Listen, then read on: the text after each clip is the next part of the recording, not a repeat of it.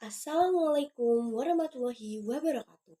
Hai teman-teman semuanya, perkenalkan nama saya Sorenisa dan saya akan menceritakan sebuah novel dari sebuah penulis ya dari Tokyo, Jepang kalau nggak salah.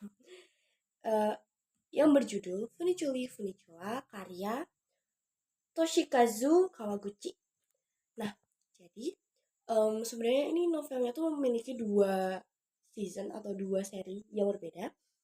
Nah, seri yang pertama itu Funichulu Funichula Before the Coffee Gets Cold atau Sebelum Kopinya Dingin. Dan yang kedua ini yang saya pegang adalah Funichulu Funichula Kisah-kisah yang baru terungkap. Jadi ini tuh kayak sambungan dari seri pertamanya. Sebenarnya jika kalian hanya membaca tentang seri pertama juga sudah cukup. Dan jika kalian hanya membaca seri keduanya juga menurut saya sudah baik sih guys. Cuman menurut saya novel ini akan lebih baik dan lebih mudah, lebih disukai untuk membaca jika kita membaca dua-duanya, karena menurut saya jika membaca satu seri saja atau satu season itu kurang. Nah, jadi apa sih sebenarnya yang diceritakan dari novel ini? Nah, jadi di novel ini yang saya tangkap atau yang saya pahami bahwa setiap orang yang hidup di dunia ini itu pasti mempunyai masa lalu, baik itu masa lalu yang menyenangkan ataupun yang menyedihkan. Nah, setiap masa lalu yang sudah dilewati akan selalu memiliki ceritanya masing-masing. Ada yang bercerita tentang pertemuan, ada yang bercerita tentang kesedihan atau tentang keluarga, dan juga masih banyak lagi. Makna yang ada pada setiap cerita itu juga akan berbeda dari individu yang satu ke individu yang lainnya. Misalkan, makna sebuah cerita pertemuan nih, dari individu A dengan yang individu B itu pasti bisa aja berbeda, karena sudut pandang manusia kan pasti berbeda guys. Nah, dikarenakan masa lalu merupakan masa-masa yang sudah dilewati, maka terkadang ada beberapa orang nih yang mengalami penyesalan di hidupnya. Penyesalan hidup yang dirasakan seperti mengapa tidak melakukan hal seperti ini, atau ingin sekali bertemu dengan seseorang yang dicinta. Dan masih banyak lagi. Bahkan ada juga yang merasa kalau kesalahan-kesalahannya itu ingin sekali diperbaiki agar nggak ada penyesalan di masa depan. Meskipun begitu, ada juga yang merasa kalau masa lalunya juga sangat menyenangkan, sehingga tidak ada perasaan penyesalan hidup yang mengambilnya di masa depan. Nah, jika seorang memiliki masa lalu, maka setiap orang pasti memiliki masa depan. Benar sekali, masa depan merupakan suatu masa yang dimana manusia tidak akan pernah tahu apa yang akan terjadi. Oleh karena itu, banyak orang yang mengatakan bahwa masa depan merupakan teka-teki kehidupan yang sulit ditebak. Sama halnya dengan masa lalu, masa depan adalah ada yang cerah juga, ada yang menyenangkan, atau juga bahkan ada yang gelap dan menyedihkan. Namun, masa depan yang cerah atau gelap bisa ditentukan oleh individu. Sehingga apabila kita menginginkan masa depan yang cerah, maka harus melakukan hal-hal yang baik di masa sekarang. Begitu juga sebaliknya. Dan sudah menjadi kayak rahasia umum gitu ya, kalau misalkan setiap orang yang ada di dunia ini mengharapkan masa depan yang cerah dan penuh dengan kebahagiaan. Namun pada kenyataannya tidak selamanya masa depan itu akan selalu cerah. Dalam hal ini, masa depan yang cerah itu seperti bisa hidup bersama dengan orang yang dicintai, atau ingin pergi atau menetap di suatu tempat yang penuh dengan kenangan dan sebagainya. Kemudian bagaimanapun masa depan nanti, setiap orang sudah seharusnya untuk selalu siap menghadapi masa depan. Selain itu, untuk mendapatkan masa depan yang cerah, dibutuhkan usaha yang sungguh-sungguh. Banyaknya orang yang ingin menjalani masa depan tanpa adanya penyesalan di masa lalu dan merasakan masa depan yang cerah, maka tak jarang ada beberapa orang yang berharap dapat menjelajahi waktu yang bisa membawa seseorang kembali ke masa lalu atau menuju ke masa depan. Kira-kira kalian pernah berpikir nggak untuk kembali atau menjelajahi waktu? Jadi kayak kembali ke masa lalu gitu. Nah, dengan bisa menjelajahi mesin waktu, seorang akan berharap bisa memperbaiki kesalahan-kesalahan yang ada di masa lalu, sehingga tidak ada penyesalan di kemudian hari. Selain itu, dengan menjelajahi waktu, seseorang bisa berharap bisa melihat masa depan apa yang akan terjadi. Gitu. Namun, apa yang akan terjadi jika seseorang itu bisa melihat waktu? Maksudnya bisa menjelajahi waktu, tapi dia tetap tidak bisa mengubah kenyataan yang ada. Nah, itulah yang dikisahkan di novel ini. Jadi, novel Funiculi Funicula karya Toshikazu Kawaguchi ini, dia itu menceritakan kalau ada sebuah kafe yang sudah cukup lama yang mampu membawa para pengunjungnya untuk melintasi waktu. Meskipun pengunjung itu bisa menjelajah waktu, tetapi untuk melakukan hal itu terdapat beberapa syarat. Nah, syaratnya itu harus diingat dan nggak boleh dilanggar ya guys ya. Nah, di syaratnya ini tuh benar-benar jelas banget di yang ini nih. Syaratnya itu ada 5 kalau nggak salah. Nih, aku baca ini ya syaratnya. Pertama, orang yang bisa ditemui di masa lalu hanyalah orang yang pernah datang di kafe ini dan kau tidak tetap bisa kembali ke masa lalu. Tapi jika orang yang ingin kau temui tidak pernah mengunjungi kafe ini, kau tidak akan bisa menemuinya. Dengan kata lain, jika orang-orang sepenjuru negeri datang ke sini untuk kembali ke masa lalu pun, kebanyakan dari mereka akan pulang tanpa mendapat apa-apa. Kemudian yang kedua, seberapa keras pun kau berupaya di masa lalu, kau tidak akan pernah bisa mengubah kenyataan di masa kini. Sebagian besar orang yang datang karena mendengar desas-desus mengenai kafe ini akan pulang dengan kecewa setelah mendengar peraturan tersebut. Sebab sebagian besar ingin kembali ke masa lalu untuk memperbaiki tindakannya.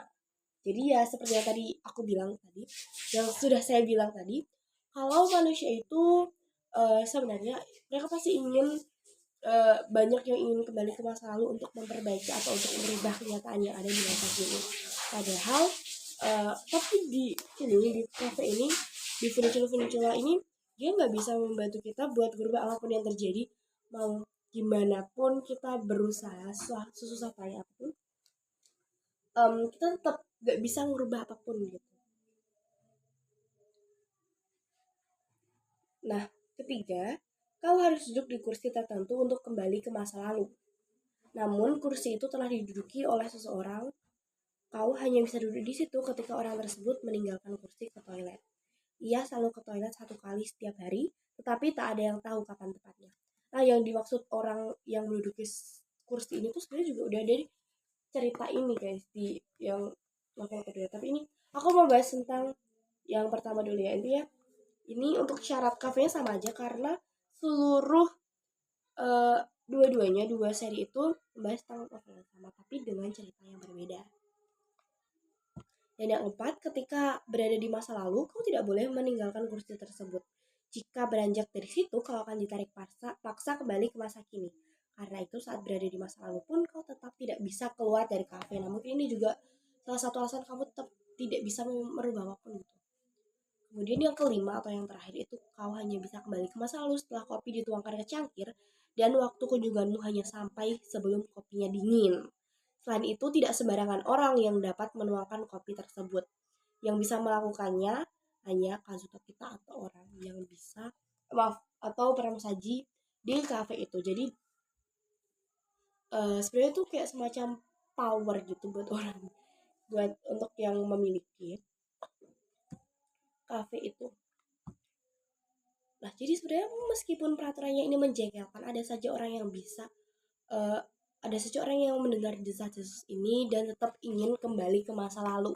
Jadi walaupun mereka tahu kayak peraturannya banyak banget, mereka tetap mau kembali ke masa lalu karena ya emang pengen aja gitu.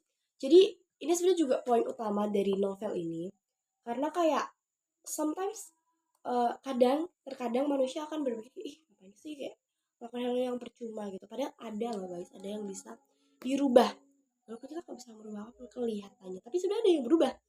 Di novel yang pertama itu saya paling ingat bahwa ada sebuah toko namanya itu kalau tidak salah saya sedikit lupa ya namanya itu, kalau tidak salah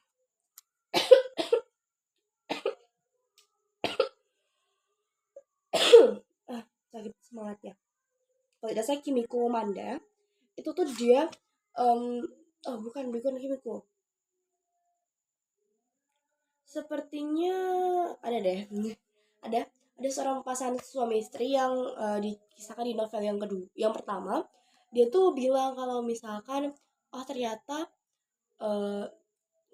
walaupun kita tidak bisa merubah apapun, dari masa lalu ke masa sekarang, tapi ada yang berubah yaitu perasaan atau hati. Jadi perasaannya tuh berbeda guys. Jadi setelah kita menemui orang, kita bisa langsung jujur kan sama mereka walaupun waktunya sedih. Jadi mungkin kita bisa membicarakan hal yang mungkin sebelumnya nggak bisa kita siratkan langsung jika kita di masa lalu gitu sebelumnya.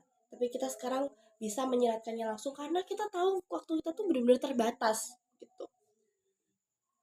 Nah, dengan judul Oke, sebelum aku membahas ini, aku mau menceritakan sedikit tentang latar belakang dari novel ini ya. Nah, dengan judul Funiculi Funicula ini, dia tuh menggunakan latar belakang Jepang atau lebih tepatnya di Tokyo. Penulisnya ini menjelaskan kalau misalkan ada suatu kafe yang terletak di gang kecil yang ada di Tokyo. Usia kafe ini tuh sudah cukup lama atau sudah bisa dibilang sudah cukup tua. Di dalam kafe tua ini terdapat banyak sekali ornamen klasik yang membuat suasana kafe menjadi lebih unik. Nah, kafe itu merupakan kedai kopi yang berbeda dengan kedai kopi masa kini. Bahkan saking berbedanya, kafe ini letaknya ada di bawah tanah guys. Sehingga suhu ruangan itu cukup panas dan pendingin ruangannya hanya ada kipas angin. Selain itu, penerangan pada kedai kopi ini tuh kurang kurang maksimal gitu. Jadi dia itu agak gelap-gelap gimana gitu dan furniturnya tuh masih udah lama, udah terbilang cukup lama gitu. Walaupun begitu, tapi cafe Funicula ini masih tetap rapi, bersih dan tidak kumuh walaupun dia ada di bawah tanah dan juga jadinya cahayanya kurang. Seperti yang tadi saya bilang bahwa semua orang yang ingin yang benar-benar ada hajat ingin pergi ke masa lalu harus mengetahui 5 peraturan tadi dan harus melaksanakannya. Jika tidak,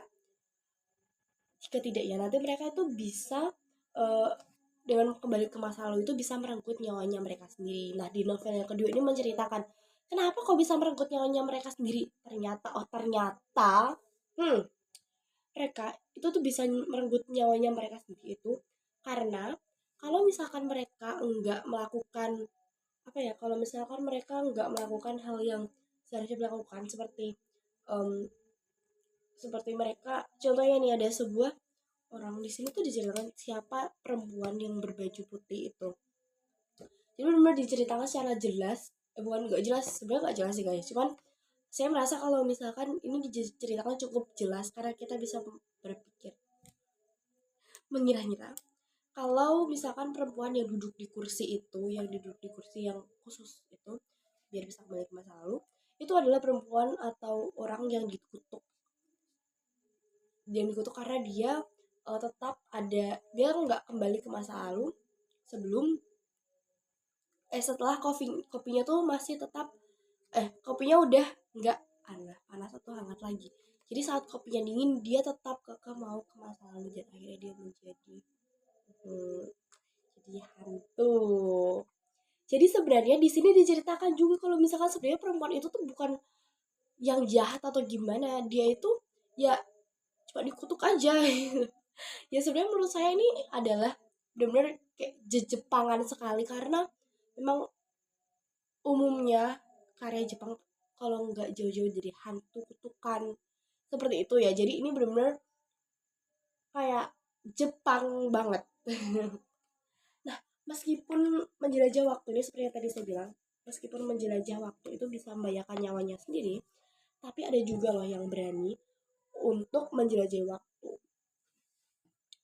Ya, seperti yang tadi saya bilang tadi ya. Jadi kadang itu bikin orang jadi agak bingung gitu, tapi dijelaskan juga di sini. Nah, untuk yang novel yang pertama itu kalau nggak salah, kisah pertamanya itu merupakan seseorang namanya kalau nggak salah Fumiko. Dia ingin kembali ke masa lalu untuk ini nih Fumiko untuk memutar waktu dan menemui kekasihnya yang meninggalkannya di sana, yaitu Goro. Nah, si Goro ini tuh dia pergi ke Amerika Serikat selama 3 tahun lamanya. Mereka berdua merupakan dua orang yang saling jatuh cinta, tetapi belum juga melakukan pernikahan. Fumiko pun memberanikan dirinya untuk menjelajahi waktu agar dapat bertemu dengan Goro dan sudah siap dengan seluruh peraturannya. Selain Fumiko, kisah kedua yang berani duduk di kursi penjelajah waktu adalah Kotake. Kotake ini merupakan seorang perawat dan dia pengen ketemu sama Fusagi. Nah, Kotake dan Fusagi ini adalah dua orang yang saling jatuh cinta dan mereka tuh sering pergi ke kedai kopi ini. Nah, Funichula ini merupakan tempat di mana mereka menghabiskan waktu bersama. Namun ya karena si Fusagi ini kena penyakit Alzheimer, ya seperti kita tahu Alzheimer itu adalah penyakit yang bikin orang gampang lupa. Jadi si Kotagi ini pengen ketemu sama Fusagi, biar dia tahu apa yang ada di isi, biar dia tahu apa isi, karena dia penasaran sama isi surat yang selalu dibawa sama Fusagi itu, guys. Di sini juga sebenarnya ada sedikit itu isinya. Nah, selanjutnya kisah yang ketiga ini, seseorang yang ingin kembali ke masa lalu dan Hira itu ingin sekali bertemu dengan adiknya yang bernama Kumi. Nah, alasannya Hira itu kalau nggak salah karena adiknya itu sering ke kedai kopi Funichula hanya untuk mengajak kakaknya kembali ke rumah. Tapi si Hira ini tuh selalu menghindar dari adiknya. Kumi ini hingga pada suatu saat dia itu mengalami kecelakaan mobil sehabis pulang dari kedai kopi itu. Nah, setelah mendengar kabar itu, Hida itu langsung merasa bersalah banget. Dia itu akhirnya memberanikan dirinya untuk kembali atau menjelajah waktu agar bisa meminta maaf pada adiknya. Ini sedih ya sebenarnya. Yang pertama itu juga lumayan sedih. Nah, kisah keempat yang berbeda dari kisah sebelumnya. Maaf guys, aku baru ingat kalau misalkan kisah keempat itu bukan tentang suami istri, tapi ini tuh seorang ibu yang pengen ketemu sama anaknya di masa depan.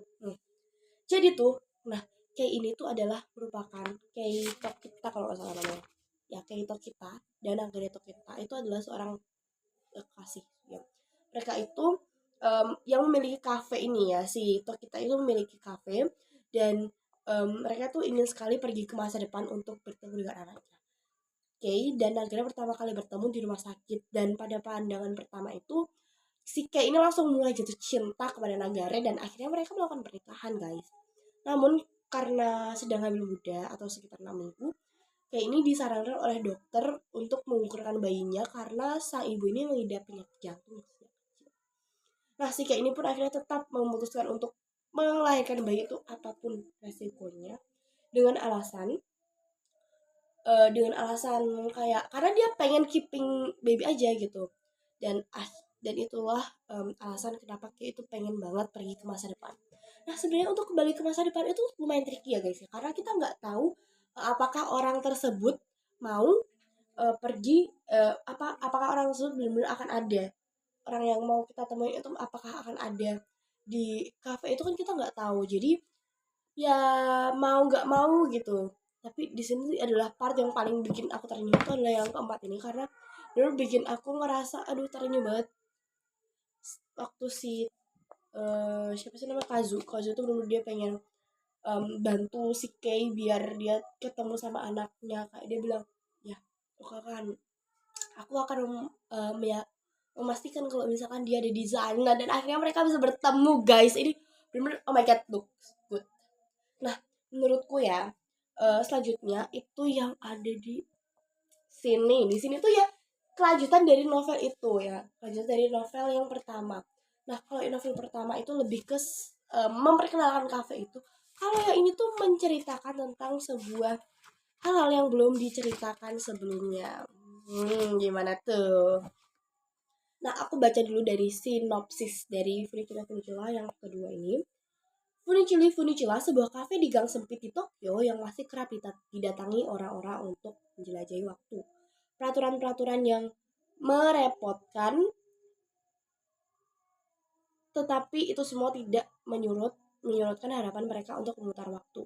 Kali ini ada seorang pria yang ingin kembali ke masa lalu untuk menemui sahabat yang putrinya ia besarkan, seorang putra putus asa yang tidak menghadiri pemakaman ibunya, seorang pria sekarat yang ingin melompat ke 2 tahun kemudian untuk memastikan kekasihnya bahagia. Ini sedih banget. Ya. Nah, kemudian ada seorang detektif nih. Siapa nih yang suka detektifan? Detektif yang ingin memberi istrinya hadiah ulang tahun untuk pertama sekaligus yang terakhir kalinya. Hmm. Mhm. kenyataannya memang akan tetap sama. Namun dalam singkatnya durasi sampai kopi mendingin, mungkin masih tersisa waktu bagi mereka untuk menghapus penyesalan, membebaskan diri dari rasa bersalah, atau mungkin melihat terwujudnya harapan. Sebenarnya ini menurutku, ini kata temanku juga, kata teman saya juga, ini yang kedua tuh lebih mengharukan, lebih bikin nangis, lebih bercampur bawang daripada yang pertama. Tapi menurut saya sama aja gitu. Karena yang pertama itu kan kayak first experience gitu, jadi rasanya tuh bener kayak seru, menyenangkan gitu, kayak first experience mencoba atau membaca ini. Nah, tapi guys, sebenarnya di buku ini tuh menurut saya tuh adalah kelanjutan dari si yang pertama itu. Dan ya, jadi untuk ceritanya itu sebenarnya sudah diceritakan semuanya ya, tapi yang bikin kita sedih dan terenyuh itu iya, ada satu quote yang bikin saya benar-benar terenyuh banget. Yang juga semua perempuan harus tahu ini ya. Tapi kalau mulai sekarang kau bahagia, 70 hari nyawa anak itu berarti dipakai untuk kebahagiaanmu. Dengan begitu, nyawanya jadi bermakna.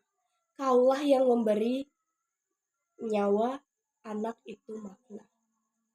Karena itulah kau harus bahagia. Yang paling mengharapkan kebahagiaanmu adalah anak itu. Ini tuh ucapan Kurata ke Asami. Asami itu adalah seorang perempuan yang dia udah menanti-nanti punya anak banget. Jadi aku sedikit dejavu dengan Kei. Ya, tapi si Kei kan dia kan berusaha buat nutupin biar jinnya itu bertahan, dan akhirnya dia melahirkan walaupun dia meninggal. Tapi si ini siapa namanya, Asami itu dia ngeburu-buruan terus, dia kayak sedih banget gitu. Tapi ada temennya Kurata. Nah kalau misalkan nih, bayangin aja kalau misalkan ada Kurata, ada banyak Kurata di dunia, pasti wanita-wanita tuh tidak akan merasakan kesedihan yang berlapis-lapis kalau misalkan dia kehilangan gitu. Sebenarnya kehilangan itu juga memang sangat menyakitkan ya guys, ya. Tapi ya gitu ya. Ini belum bikin terharu karena kayak sedih banget guys. Karena cerita ini tuh sebenarnya tuh bukan cerita yang, aku kurang suka misalnya ceritanya itu terlalu romance atau gimana ya. Intinya oke, akan membahas tentang gimana alur atau unsur intrinsik dari novel ini. Jadi novel ini tuh membahas, atau pembahasannya itu atau alurnya itu dibawa maju mundur, cantik, dan latarnya itu ya ada di furniture gitu.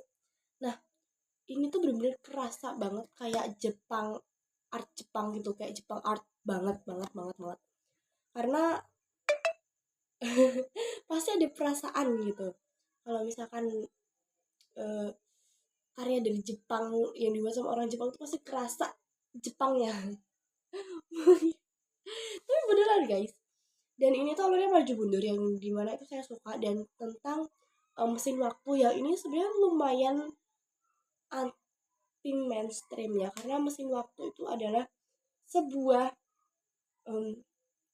pembahasan atau cerita yang sedikit tricky karena belum ada pembuktian nyata tentang mesin waktu itu gitu, jadi benar-benar harus diperkirakan gitu.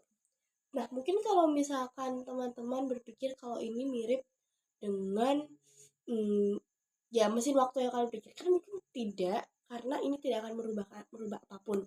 Menurut saya ini mirip, storyline ini tuh mirip dengan storyline dari cerita Sore, ya istri dari masa depan itu mirip, namun bedanya kalau Sore itu dia kan perantaranya itu adalah Artik Artik kutub Antartika, maksudnya Antartika. Antartika, jadi ya begitu ya, Antartika, terus dia bisa gitu. Tapi kalau di sini itu nggak bisa berubah apapun. Kalau di Sore kan masih bisa berubah kan ya, Jonathan masih bisa berubah. Namun di sini tuh tidak akan berubah apapun, hanya menghilangkan rasa penyesalan saja gitu.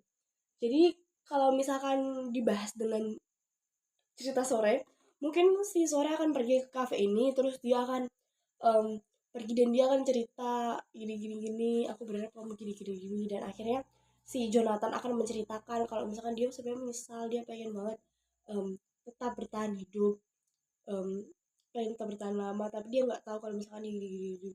Soalnya ya mereka ngobrol-ngobrol aja, terus akhirnya Sore pun merasakan ya udah deh, let it be aja gitu, kayak gitu guys. Tapi itu bakal jadi sedih banget sih kalau misalkan Sore ada di Furniture karena ini nih, maaf, maaf, karena itu tidak bisa merubah apapun gitu. Tapi tuh Sore itu masih ada harapan dia bisa berubah. Oke, overall untuk novel ini aku kasih rating 9,5 dari 10 karena ini adalah novel yang gak debak atau yang alurnya itu yang ada banyak hal gitu yang bikin kita pusing sendiri, bukan, tapi dia adalah novel yang bener enjoy banget dan kalian bisa membacanya kalau misalkan kalian mau refreshing. Dulu ini novel yang gak bikin kita stres tapi bikin kita nangis dan bikin kita merasa tenang gitu, bukan novel yang bikin merasa sedih banget gitu. No, no, no, ini novel yang benar-benar worth it buat dibaca. Dan ini memiliki banyak sekali apa ya, seperti quotes. Sebenarnya quotesnya nggak banyak sih, cuman kayak pembelajaran atau moral yang bisa kita dapatkan itu tuh bener good banget. Karena untuk moral yang saya dapatkan sendiri dari membaca dua novel itu adalah kita harus menggunakan waktu sebaik-baiknya agar kita tidak menghabiskan dunia kita atau menghabiskan um, waktu kita di masa depan untuk regretting apa? Untuk menyesal. Nah, jika kita menghabiskan waktu kita dengan di masa depan untuk menyesal, jadi itu adalah hal yang sangat-sangat tidak enak. Ya, karena di dunia asli aja nggak ada funiculi, tapi orang yang ada di novel funiculi aja nggak bisa merubah apapun gitu. Jadi kita harus melakukan hal sebaiknya, kita harus menyiratkan apa yang benar-benar kita ingin omongkan, kita nggak boleh berbohong gitu, entah dengan diri sendiri atau dengan orang lain, atau kita harus benar-benar melakukan hal itu seperti apa yang kita inginkan gitu. Jadi kita nggak boleh, kita harus konsisten lah bahasanya ya. Good. Dan ya, oh ya, selain itu di cerita ini juga membahas kalau misalkan nggak cuma Kazu aja nih guys yang bisa membawa orang ke masa depan atau masa lalu di kafe ini. Kan sebelumnya kan diceritakan kalau misalkan hanya Kazu nih, hanya Kazu Tokita saja ya. Setelah itu tidak ada sembarang orang yang dapat melawan kopi tersebut, yang bisa melakukannya adalah Kazu Tokita. Namun di sini tertulis kalau misalkan anaknya Kei dan Goro takut, anaknya Kei dan itu ya, anaknya Kei dan Nagare itu dia bisa membawa orang ke masa lalu atau masa depan di Funichiro. Good, tapi menurutku ini endingnya yang bikin dia kurang 0,5 poin adalah endingnya dia cukup gantung. Cukup gantung guys, di sini sebenarnya nggak berbeda kayak langsung menceritakan semuanya, nggak, kita harus menerka-nerka dulu, tapi dia bagus, adalah my ini adalah tipeku, novel tipe aku banget, bagus banget. Intinya ini adalah rekomendasi dari aku kalau misalkan kalian ingin membaca sebuah novel yang tidak berat, ceritanya menarik juga gitu. Biasanya kan novel yang tidak berat itu biasanya dia membosankan kan, tapi ini nggak membosankan, ini seru, menyenangkan, dan covernya tuh bagus gitu loh, artsy. Nih, bagus juga dan pembatasnya juga bagus bos, artsy nih, lihat artsy. Bagus juga guys pembatasnya itu, dan menurutku juga ini bagus-bagus aja. Selain itu kalau misalkan dari mau menceritakan tentang apanya ya, penilaian dari penerjemahannya itu menurutku bagus, cuman menurutku kurang ada sebuah penjelasan gitu. Kan biasanya kalau misalkan membahas tentang budaya-budaya yang ya,